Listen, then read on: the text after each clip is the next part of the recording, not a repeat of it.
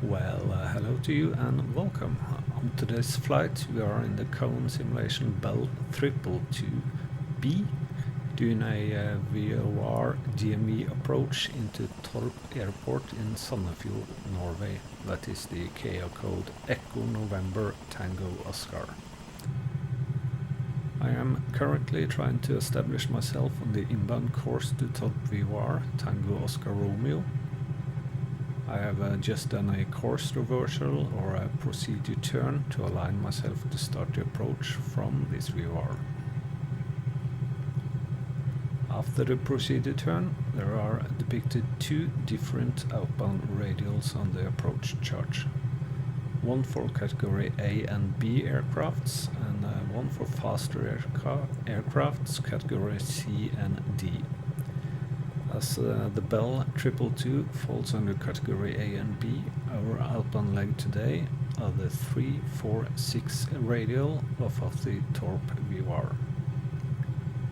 We will fly this leg until we are 11 nautical miles outbound, and then we turn inbound on the 175 radial and trying to intercept it with a 45-degree intercept angle. So for now, we track the outbound leg until DME reads 11 nautical miles distance from the VOR. As tracking a radial might be not that hard in a fixed-wing aircraft, I find it quite challenging in a helicopter, especially when we are in IMC with no ground reference and the helicopter flight controls are quite rather sensitive. For the outbound leg, we should remain at an altitude of 3000 feet MSL. I will now fast forward a bit until we are ready for the inbound turn, as the case for now is to fly the outbound leg and just trying to remain on this radial until we are ready to turn inbound.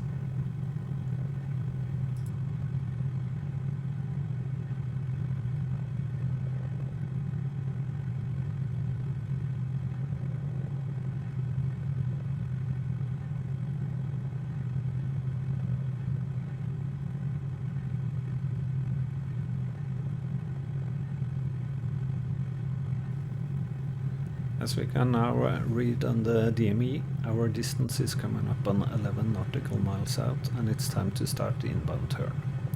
I set the heading bug to a heading of roughly 085 so that I can turn to this heading while I also twist the HSI needle. Inbound course is 175. I now have to switch from flying the helicopter from my right arm to my left arm while I use the right hand with the mouse to twist the knob. Luckily, Miss Ducky, who are today's system operator, is holding her balance, so this can't be that bad.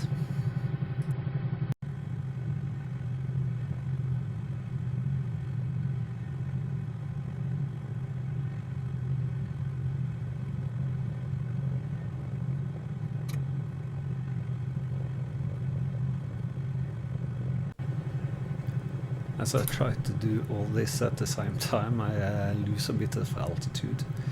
We are really not allowed to start descent until we read a distance of 10.1 nautical miles on the DME according to the procedure. But again, this is not that easy, flying the helicopter with manual flight controls and no autopilot. I get it in the end and establish myself on the inbound leg and climb back up to 3000 feet.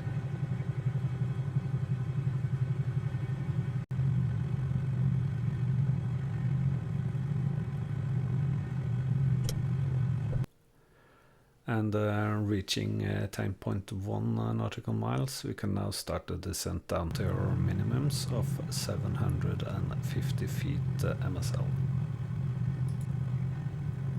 Looking at the approach chart again, I aim to descend with around 90 to 100 knots ground speed. So we should be around 500 feet a minute descent. Going a little bit fast to start with, so the descent rate is sometimes around 1,000 feet, but yeah, trying to stay around the 500 feet a minute should be good.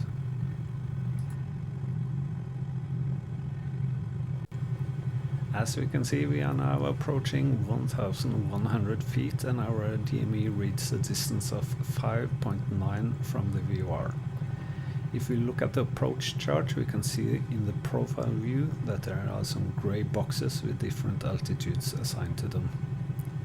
These are actually minimum descent altitudes, or MDAs, for each segment of the approach. And as we can see, for the first segment it has a MDA of 2,200 feet, and the last one has an MDA similar to our minimums, with a minimum descent altitude to 750 feet MSL.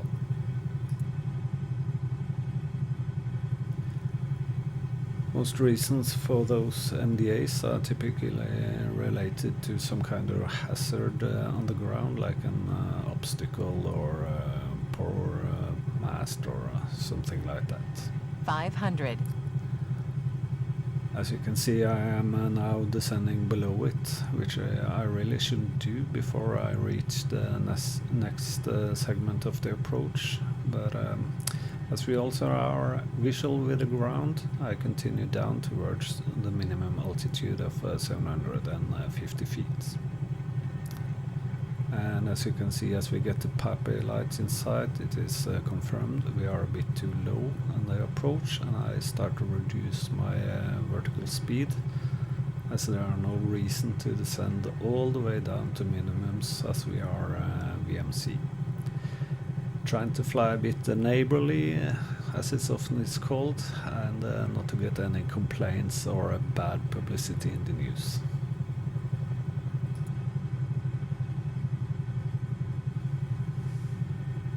As we approach the runway, I start to reduce my airspeed to around 60 knots, so that our landing gear will deploy.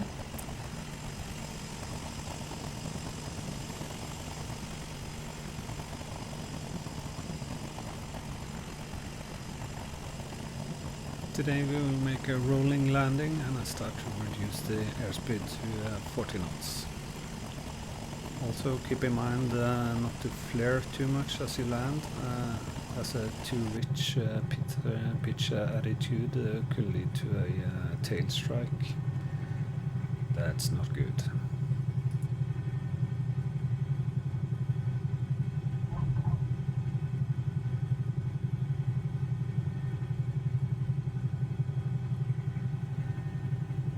Welcome on the ground, and after landing it's just a case of taxiing to the parking. Thanks for watching. I hope that you maybe learned something, or at least had an interesting time watching me try to fly a VOR approach manual with a helicopter.